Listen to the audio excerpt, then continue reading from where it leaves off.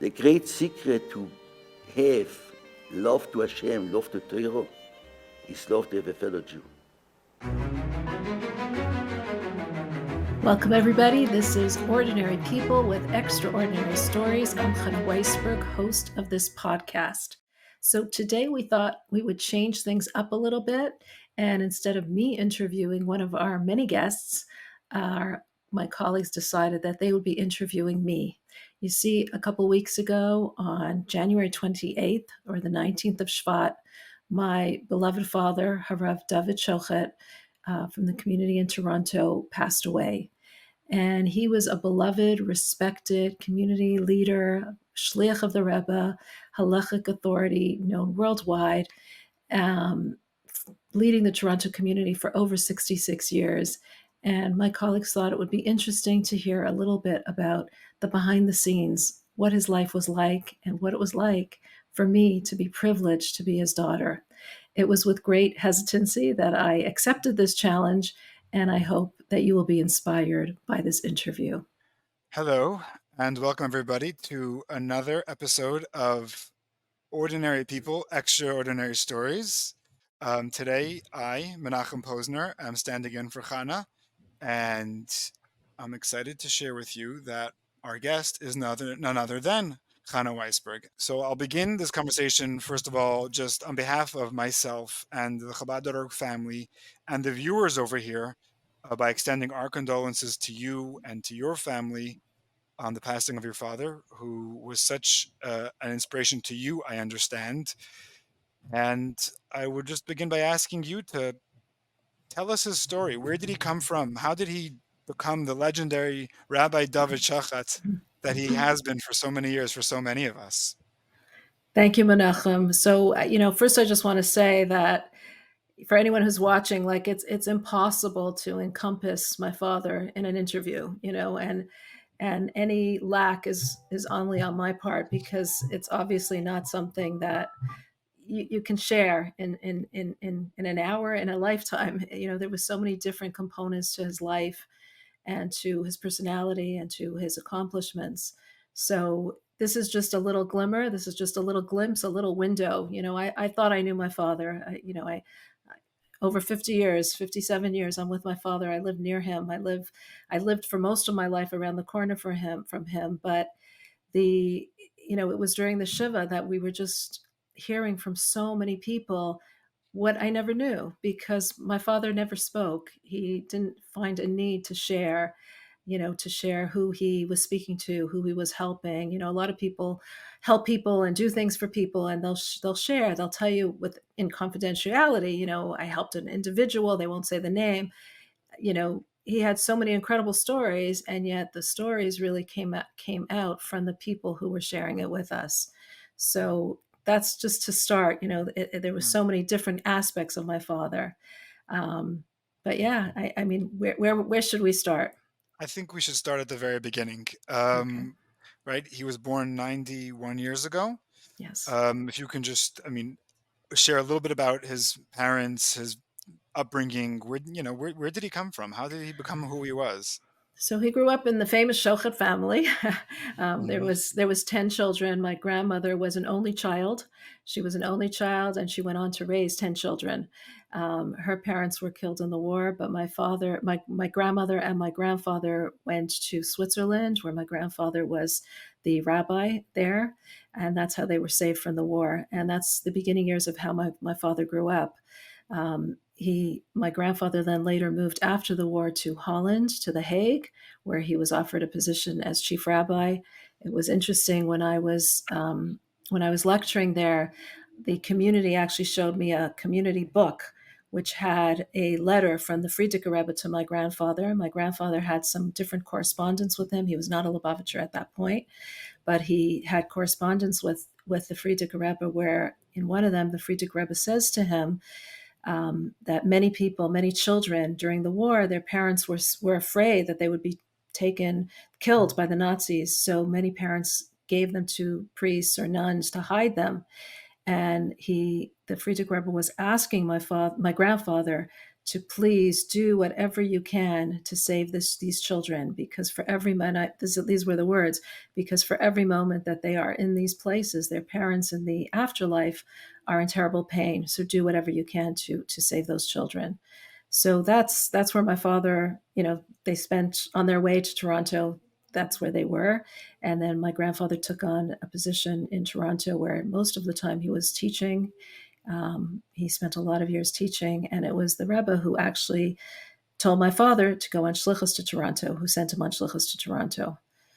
So your father came to Chicago, where to Toronto, where his father was a rabbi, and he joined him also in the same general Well, field. he was then a teenager. He went to Lubavitch. He went to New York to Lubavitch to yeshiva there, and it was there that he learned, he studied, he obviously grew close to the Rebbe there at that point.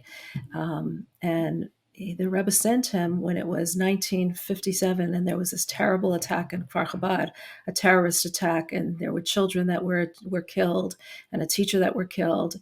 And the Rebbe sent a delegation of Bacharim, of students, a special delegation to go to the Holy Land and to try to uplift the spirit, because people were very devastated after that whole terrible murders. And it was there that my father was chavrusis with my uncle, Rabbi Nachman Sudak, alav shalom, who was the Rebbe's shliach in England.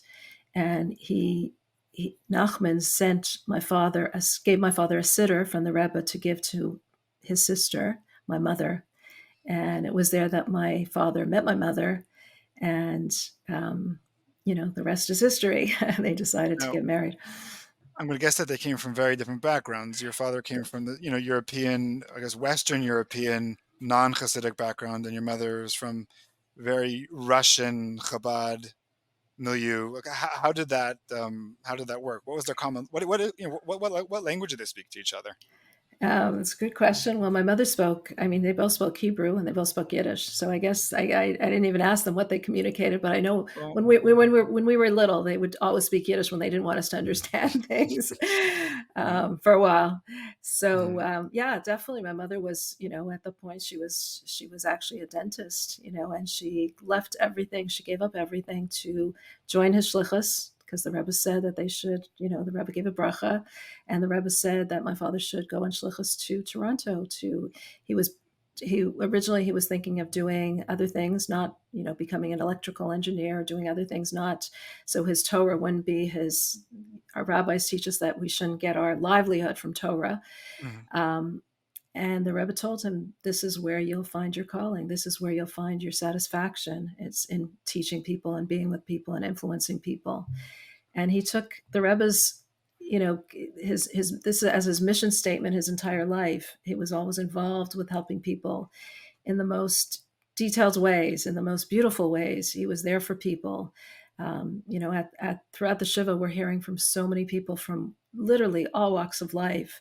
And I knew growing up in his house, the phone would be ringing all day and all night. There were people who would call him from different time zones. My mother would be like, "It's 3 a.m. Didn't you realize?" But he would get calls from all over to just help people, counsel people, halachic decisions for people. He was an incredible individual in terms of his learning, in terms of his knowledge. And he gave very confident yet creative psak halacha decisions in Jewish law, but always with a certain compassion for the individual, a certain compassion for where people were at. One after another, people were saying to us, he would give the answer, but what they remember the most was not the answer that he gave them, but it was how he gave the answer. That little extra, how are you at the end before hanging up the phone? How's your family? That extra asking, that extra compassion, that really was his signature. That was his signature style. He wasn't this extrovert who knew what everyone was doing and everyone's issues, but he made it his business to know and to understand what people were at. A woman told me that during COVID, He called her. He never had called her before. He called her every single day because her husband was not well. And every single day he asked her, how are you doing? How's your family? And at one point her phone got disconnected because her husband always took care of paying the bills. And she just was like, he didn't, she called him back a few weeks after because she till she realized until it got reconnected. And he said, I'm so happy that you're calling me. I was so worried about you, and how he remembered like all these people, what everyone's situation was, what everyone's name was, to remember to call. And one after the other, people were saying, we thought we were special. We thought we were the only ones. He was just calling us, but we couldn't believe that there are so many that he just actually took. And I guess that's an important lesson to remember. It's not what you're answering, it's how you're answering. I mean, obviously what you're answering is also important, but what he's remembered most for is not only the answers, which some of them were amazing and extremely intricate and important, but it was how you answer people, how you connect with people. And for me, that was the biggest lesson that I'm learning, as I am hearing from more and more people about his life and about how he connected with people. So I want to just back up a little bit and going back to his earlier days. So he came from a non-Chabad background and he lands in Chabad. Now, just to paint a picture, this was before the Rebbe had officially launched his campaigns, or was just beginning to. So there were no tefillin stands. There was no one giving out Shabbos candles, at least on an official basis. But I guess what was there, and what was his? How did he take to all this as, I guess, quote unquote, an outsider or someone who was becoming an insider? Like, how did he take to it all? Well, I think that's what he really loved about Chabad was that the pride in being Jewish, the pride of going around and just showing the world what being Jewish is all about. We just received, someone sent us, people would write in a duch when the Rebbe just started mitzvah lulav, which Right. was going out and shaking lulav with people, shaking the four different kinds on Sukkot. So there was this letter that people wrote to the Rebbe to say these are the list of the boys that actually went, and there was 2 days of Chalamayid that people could sign up to actually go, and his name was on both days. There was no one else that was signed up for both days, but his name was on both days. And I mean, I remember as a little girl, he would just go and kosher homes all the time, and even in his older years, people tell me like he would go on his hands and knees when he was in his 50s, even in his 60s, on hands and knees with a blowtorch, just going to whatever needed to be done, whatever was necessary to be done, he was there. He didn't look at himself as superior to anything. If there was something that was necessary, he would do. He told me once a story that he went with a friend of his. They were sent to put on tefillin on people in this small hick town in New Jersey, and they went on a bus on the public transportation to the city, and they went around from house to house saying, "Where are the Jews?" so that they can put on tefillin on them. And they weren't very successful. I don't remember if he told me they had no people at all who actually they met. But at the end of the day, they realized that they had missed the last bus out of the city to go back to Brooklyn. And so what did they decide to do? They didn't have any extra change on them. They were young yeshiva boys. They decided to go to the park and lay down on the park bench. But the police came around soon after and told them there's no loitering here. And they said, well, we missed the bus out. What should we do? And he said, I'm sorry, there's no loitering. If you want, you can come down to the precinct, to the prison, and you can sleep there. And so that's what they did. They slept there. And he said they slept there because that was where they found the next morning there was a Yid there, there was a Jew there, and they put on tefillin on this Jew. He says, so we needed to go to that little hick town and get caught overnight on the park bench in order to really help this Yid, to find this Jew and put on tefillin on him. And that really was his motto for life. When he was in the hospital in the very last days, he was put into a room. He was in a ward in Toronto. There's social medicine, which isn't great. And at first it wasn't great that he was put into a ward with 4 other people. But one of the people in the ward, his name was Weisberg. And my husband and I were there for Shabbos. And my husband, of course, our name is Weisberg. So my husband started making conversation with this man who was not religious and was not really very close to Judaism. But he grew up as a in his youth, he spoke Yiddish, and he was a man who knew the culture. And my husband made Kiddush, and my husband made Havdalah, and he said, Yaeli, the guy's name was Yaeli Weiss, his Jewish name was Yaeli Weisberg.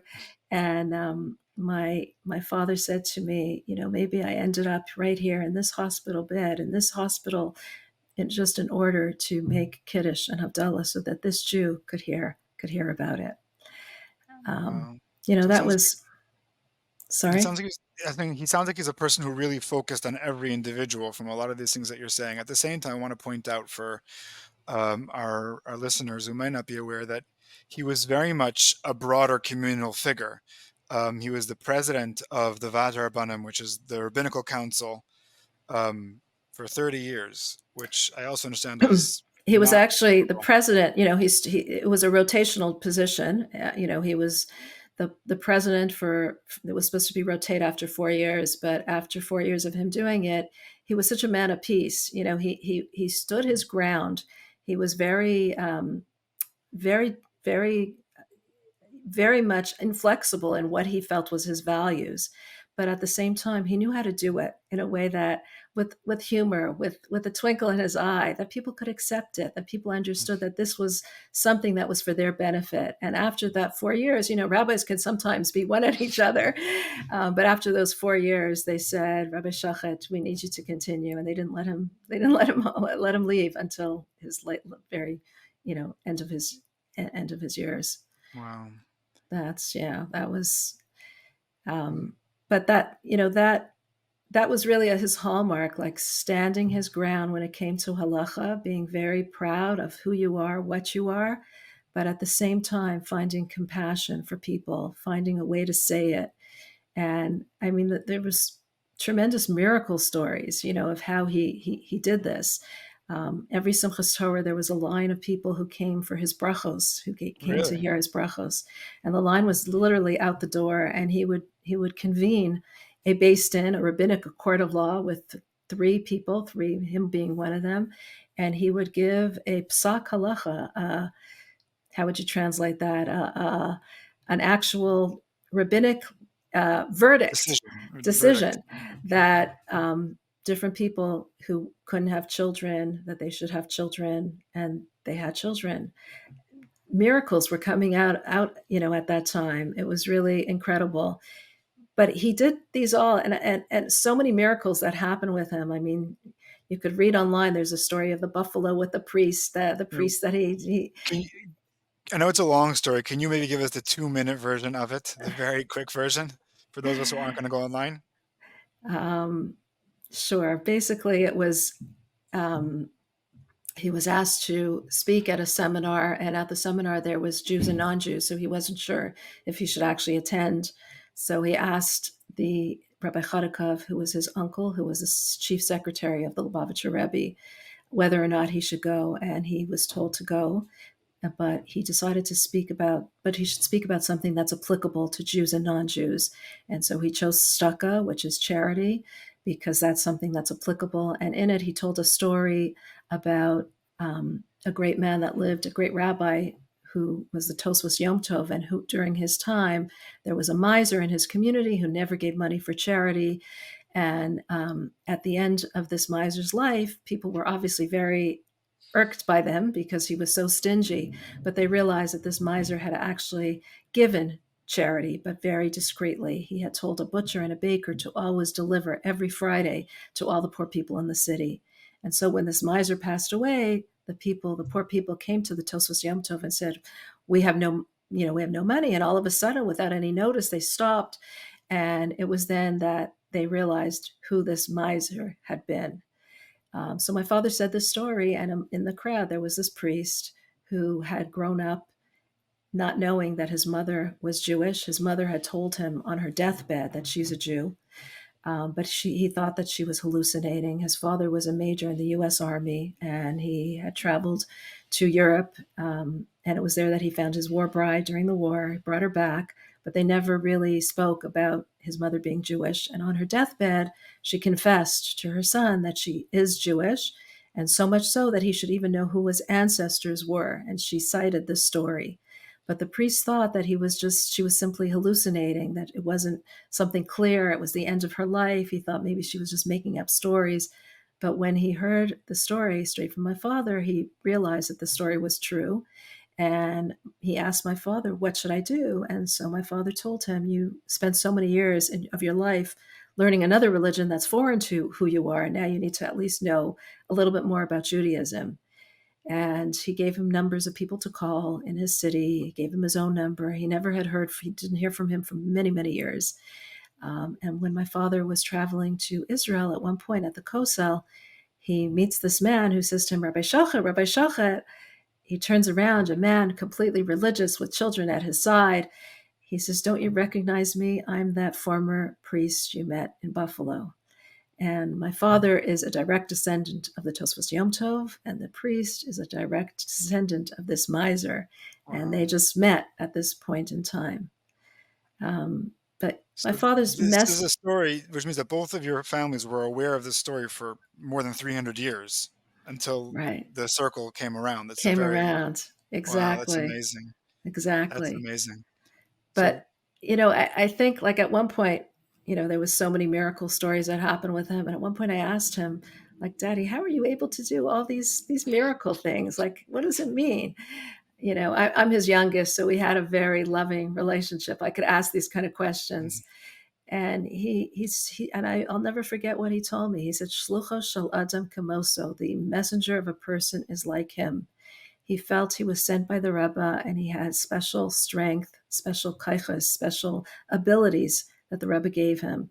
He felt each of us, though, is a shliach of God. We're all a messenger of God. And when there's a situation of divine providence where we're in a particular situation, we have the ability to do things beyond what we can ever imagine. It's not us. It's not about us. It's about realizing that we're simply vessels for a higher purpose, and that's why he was able to give his blessings. That's why he was able to give his brachos. He felt, as the rabbi of the community, he had a certain, what he called siyata d'shmaya, some help from above, in what he said. And often it was literally prophetic. It was literally divine inspiration. But in his humility, he always said it wasn't about him. It was about the situation, about him being there, and about being how we all are, in a situation, because we can do things. We can really create a situation that's beyond what we imagine. We have powers beyond our greatest imaginations. I remember once when the first time that I was going to lecture, I remember passing him in the hallway. And I was so nervous, and he could tell that I was so nervous. And he said to me, Chana, remember where you come from and remember what you are. And what he meant was, we all come from great stock. We all come from Avram, Yitzchak, Yaakov, Sarah, Rivka, Rachel, Leah. We all have to remember who we are. And this memory of who we are should give us the strength to be who we can be. And that's how he looked at people. No one was a write-off. At his funeral, it was incredible, because here you have some of the greatest rabbis from the community who never come together in unity. Everyone's in their own little faction. And here they were all there, so sad, so feeling like they lost a dear, dear friend. You had children from the schools, from the schools, who felt such a connection to him. Members of the community, members of the larger Toronto community, because people came to him from all over for all different kinds of questions, even for counsel, for marital issues that they had. They would come to him. They would be in our house in the basement. He had the study, and they would come to him and spend hours upon hours. We never knew who was there. And it had a separate entrance, or? No, but you couldn't, like, the entrance was in the front and the basement was right there. So it was just, people would come right in. I mean, my mother answered the door, but that was about it. We never asked about who was there. We just knew that people were there. And people would stay for hours. People told me personally stories of, which obviously I cannot share, but people told me personal stories of how he literally saved their marriage, literally saved them in the most devastating moments of their lives. But at the funeral, besides for all that, you also had what you could only call social misfits from the community, people that people would not really want to be around. And these people were standing there crying as if they had lost a father, because they did lose a father. They lost a father figure who gave them the time of day, who didn't look at them as a misfit, but saw them for what they were, saw them for their core neshama. And that's how he saw everyone. He didn't write off anybody. He always saw the qualities that a person has, the strength that a person has. He saw you for your assets and tried to build that up and tried to build you up for what you were, not looking down at any in any way or shape or form, but at the same time trying to lift you up. One person told me she asked him a certain question one year and he allowed it. She asked him the same question a year later and he said, "No, you can't." And she said, "But last year you told me it was okay." He said, "That was because last year that was where you were last year. Now you've grown so much, you can do more." And that was how he built up people. He looked at people, was never a one size rabbi giving one size answers. It was very individualistic for each person. And that's why people were so ready to accept it. People said you could feel his smile beaming through the phone from when you called him. You could feel that twinkle in his eye, and the sense of humor. He had a tremendous sense of humor that he would always use to lighten any situation. Right, and I understand he's also a very early proponent of use of technology. Oh, he was a high-tech rabbi. He loved technology. He was 91 years old, and he had on his desk, all the highest technology, big screens. He would give smicha, which is rabbinic ordination. He would do through Skype. He loved technology. People knew that if they wanted to get him a present, they could give him, something that was high tech. My son, who also loves high tech, he remembers as a little kid, he would get the old Palm Pilots from my father, and how my father showed him how you could beam to each other messages. And he just was curious. He loved new things, loved understanding new things.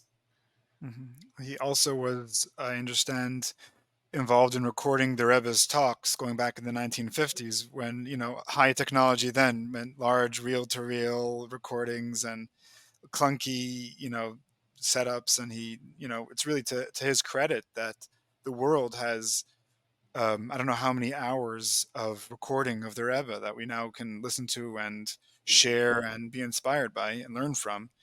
And Exactly. it's to his credit, to his hard work and ingenuity. And I remember he told us once that he had a question on Simchas Torah, because it was right after Simchas Torah.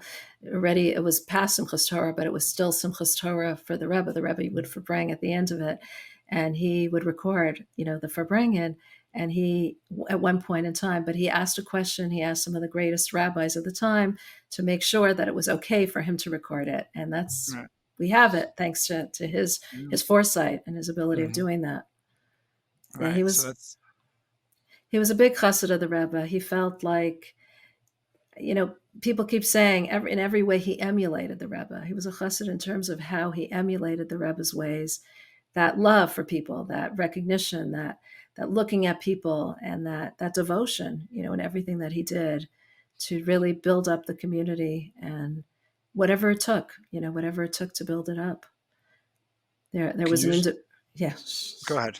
No, there was an individual who told us that he was young. He was 19 years old when he came to my father. He came there because his cousin, who was 24 years old, had passed away very suddenly, and he had a lot of questions about faith and about religion. And he wanted to know where he could go. So someone told him, write a letter to the Lubavitcher Rebbe. So he wrote a letter to the Rebbe. Didn't know who he was or what he was, saying that he has all these questions, and writing some of the questions down. And he wrote the letter, he said, on a Thursday, and he received an answer the following Monday. He said there's no way that the answer could have gotten to him through the mail at the time, or even today through mail at the time, without the Rebbe actually knowing the question before he actually got it. And the Rebbe said to him, you have a lot of deep questions. The address for you to go to is 44 Edinburgh Drive, which was the old Chabad house before they moved to Thornhill. And he came there, and there was some rabbis there. He said he has these questions. He showed them the letter. They were very excited to see a letter from the Rebbe.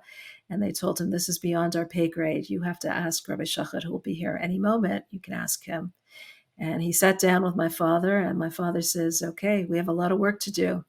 And every day, year after year, he sat with my father. My father taught him from the beginning, year after year, day after day, with devotion, teaching him.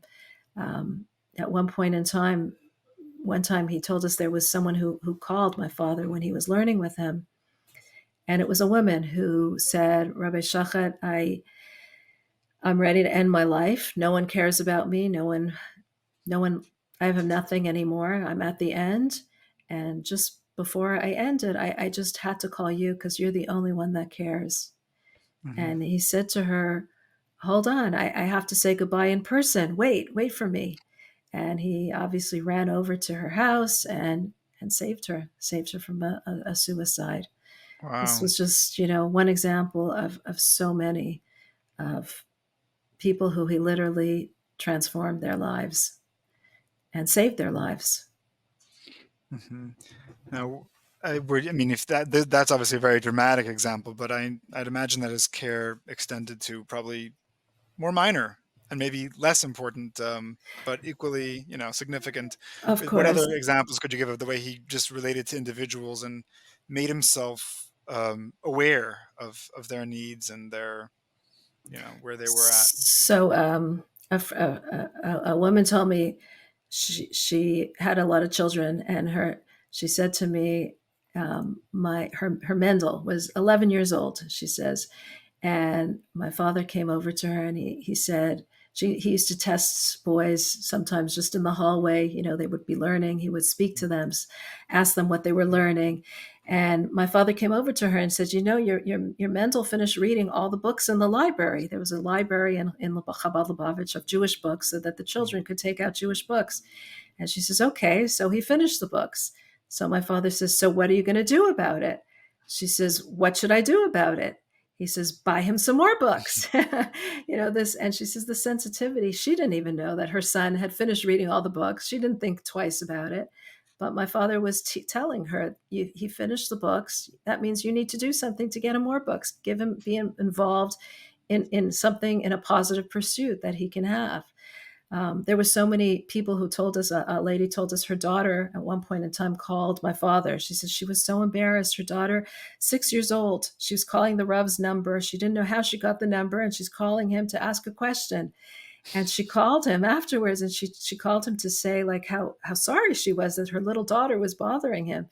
He says, of course not. You're never bothering me. I love to hear the calls from children especially. And he was the candy man in shul. There was a long line of children who would go snake to the front of the shul so he can give them the candy, because he wanted Torah, Judaism, to be something that was sweet to them, something that they appreciated, something that they loved. Mm-hmm. There was a woman who called. She told me she called one time on Friday, and she's at the beginning of becoming observant. And she asked so many questions about Shabbos and what should she do, and very simple, basic questions. And she called a few times that Friday. And afterwards, she's like thinking, I just bothered him so much with such simple things. Maybe I shouldn't have. And she gets a call from him without saying anything. She gets a call from him. You might be thinking that you're bothering me, but you should know I love hearing from you. I love hearing your questions. That was his life. That was his passion. That was who he was. He didn't see it as a bother in any shape or form. He looked at people as a holy neshama, and whatever he can do to help them, to teach them, to uplift them, to bring them to Torah, to bring them to mitzvos, that was his passion. That was his goal. When my son started teaching in school, he told him, make sure that you always look after the children that are weak. Make sure you give them extra love. Those are the children that need the extra support. And throughout his life, this was his mission statement, if you want to say. Teach people, uplift people, bring them closer to Torah and mitzvos. Amazing. Now, I guess you had obviously a front row seat, which you may not have even thought of was unique at the time. But growing up, what what was he learning on a typical day? Where, what was that like? Was he, if you'd find them, what were his, where could you find him? What was he normally doing at any given time? So I never saw him without a sefer, which is a book of Torah learning. He was always Mhm. learning. He was very often on the phone. The phone would be ringing off the hook from people calling at all times of day. Mhm. And yet he found the time. He found the time. Someone told us who was taking care of my grandmother in her later years that once a week he would come and learn with her chumash. This was when she was like, already at the end of her life. She needed someone to help her. He would come and learn with her chumash. I remember when I was a teenager, he would take me to school every day. That was his thing. He wanted to. There was no school buses at the time, and we had just moved to Thornhill, which was quite far from my school. He would rush home from shul in the morning, and that would be my time alone with him. And I just remember as a teenager, there's so many questions that you have as a teenager, so many issues, so much turbulence in your life. And I remember specifically saving those questions, saving those things that I wanted to speak to him about. This was my time with him. And there was no distractions. There was no cell phones then. This was No. our time together. And we could just drive, and he would drive, and I would just share with him questions I had, issues in my life, situations. Um, it was just so special. I was his youngest. So in that way, it was the most beautiful because I got, the best of everything from him because I was his youngest. I was his baby. And the relationship was just always one of love. I feel very fortunate that at the beginning of his illness, I actually wrote him a letter thanking him Mhm. for everything that he did for me. Um, and I just share this because I think it's so important that we thank people that we love. So often the time comes that we don't get to share what we actually feel. And I feel fortunate that I did this at the beginning of his illness because, I didn't know what would be and how it would be and what would the situation would be. And at the time, my husband even said to me, "Are you sure you want to write this now?" I said, "This is so important for me to share." It was one of the hardest, it's probably the hardest letter I've ever written. But I think it's important for us to share with people, um, you know, what they mean to us and how much they've given us, and to thank them for their life of goodness and generosity, and how much they've just been there for us, because we so often take things for granted, and it's important that we express it. We actually express it. And of course, this was his thing always. I mean, the beginning Yechidus that he had with the Rebbe was about gratitude, feeling gratitude. The Rebbe Well, told him, when you take off your shoes, make sure, be grateful in the morning that your shoes are where they are from where you put them the night before. Always feel gratitude. He yeah. always would tell me that, he would bench us often. He would give us blessings often.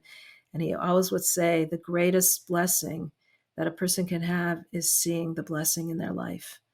And that's a message that we can all take. We need to look at the blessings in our life, see the blessings in our life, be thankful for the blessings, thank the people who are giving us the blessings in our life.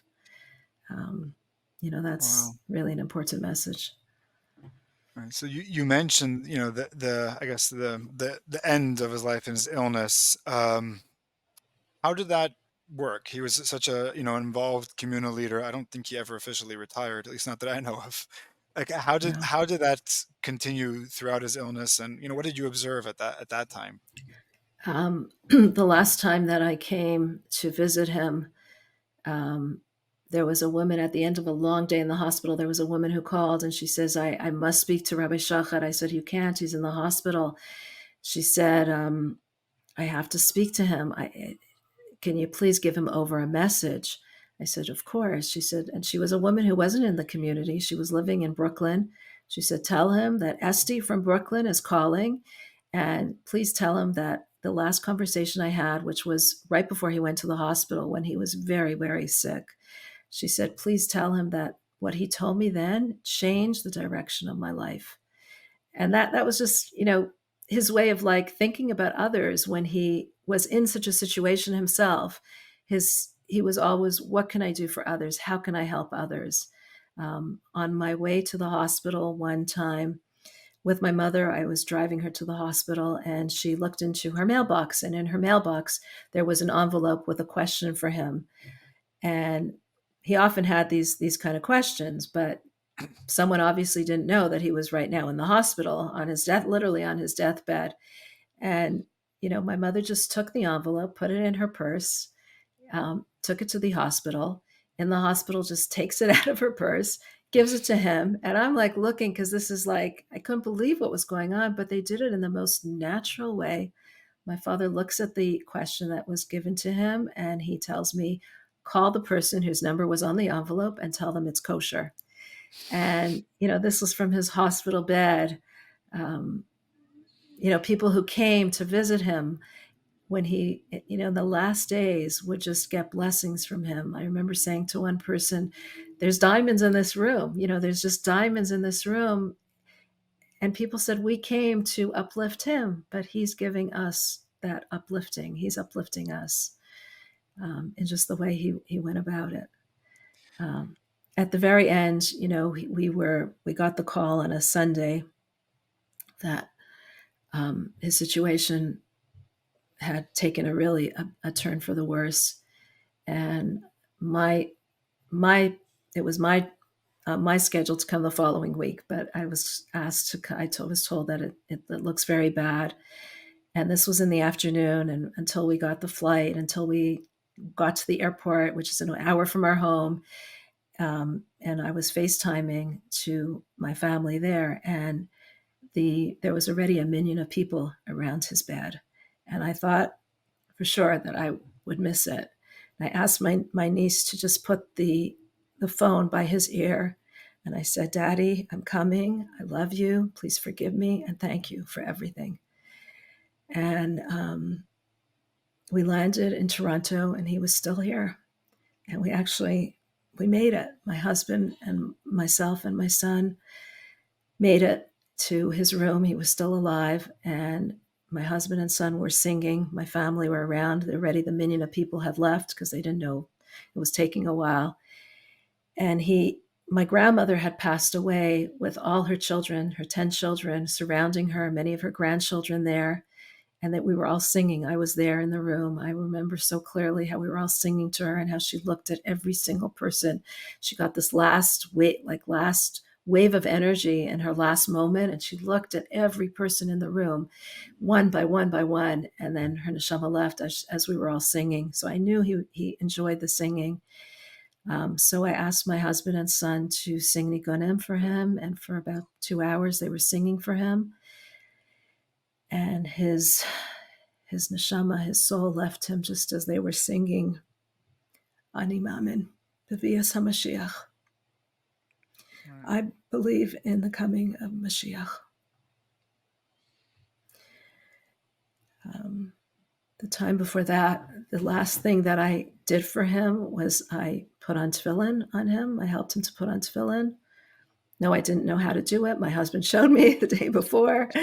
My husband had left the day before. My brother and sister-in-law always would do it, but this was a moment that he was up and he had the strength. So he asked me. It was right before I was catching my plane out, and it would have been a very heart-wrenching goodbye. And I almost feel like he almost sensed it. I didn't know. Every time I left, I didn't know what would be the next time I would see him.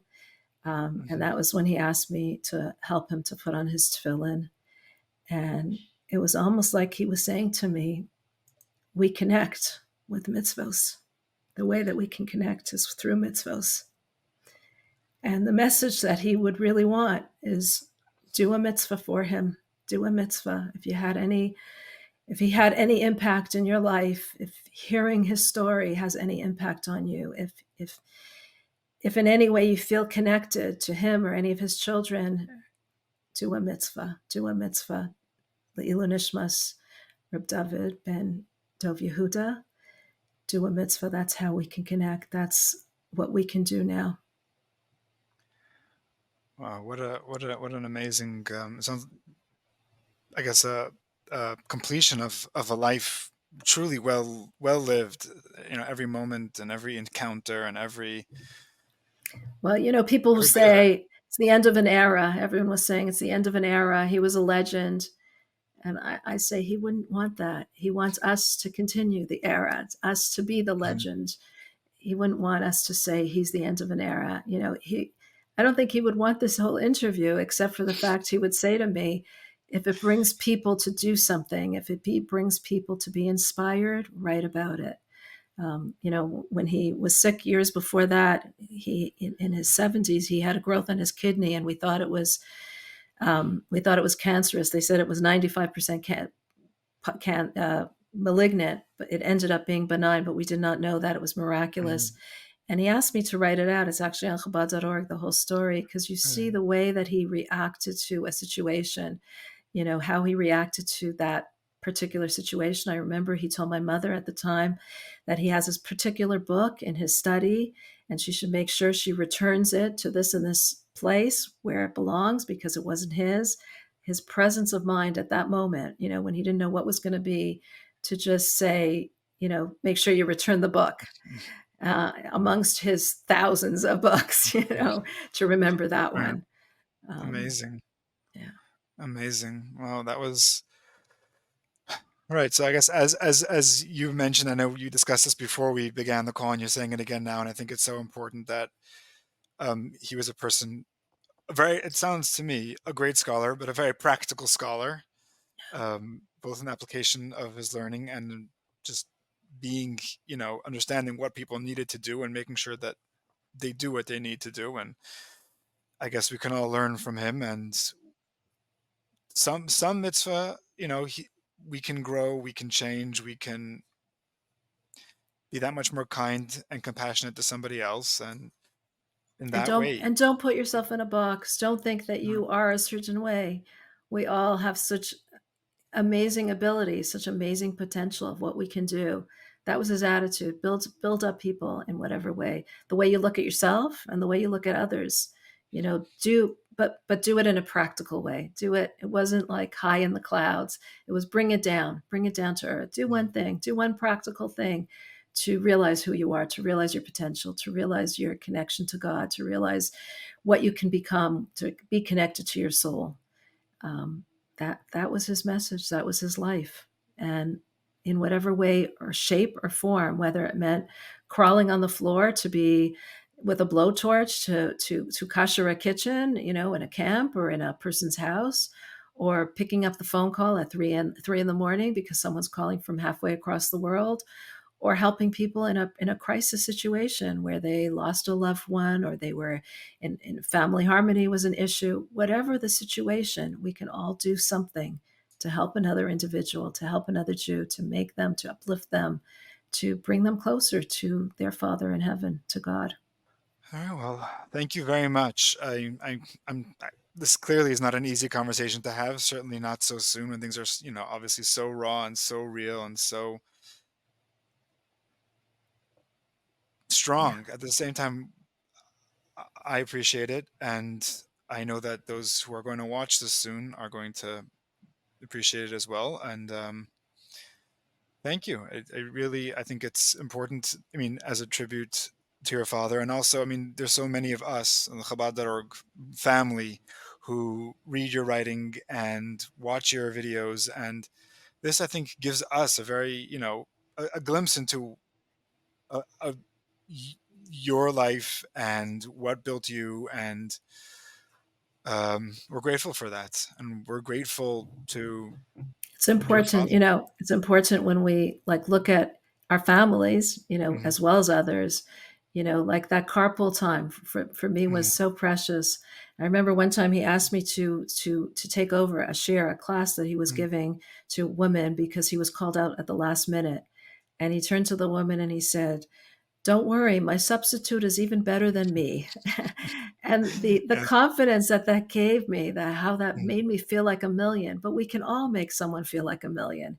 It's all in the power of our words, of our actions, of our smiles, of the twinkle in our eyes, of how we can all do that to help another person. And that was really his legacy.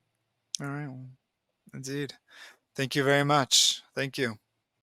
Wow. So that was probably the hardest interview that I've ever done. And it was so difficult for me to do this interview because, first of all, the loss was so raw. It was so close to the time of losing my father, as well as how close my father is to me.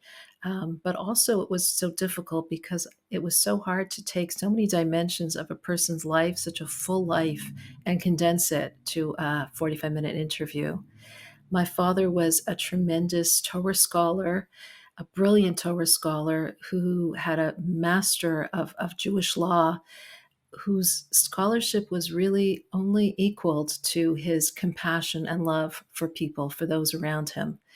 And it was so hard to try to combine all those different elements into one interview. But I did say yes when my colleagues asked me to do this interview, because if I felt if that one person out there could be listening to this and increase in their Torah study, or increase in their mitzvah, or increase in their compassion for their fellow Jew, this would be a merit to the neshama to the soul of my father, Reb Dovid ben Dov Yehuda. And he would want that. He would want us to be doing more on his behalf and on behalf of our world. If you enjoy watching these interviews and you'd like to get them delivered straight to your inbox, please make sure that you are subscribed. You can subscribe to this podcast on Chabad.org/extraordinary. These podcasts are also available on all podcast streaming platforms. We love to hear from you. I read every single message. So if you were impacted by the interview or you'd like to share what you felt about it, please leave us a comment as well. Thank you so much for listening to Ordinary People with Extraordinary Stories.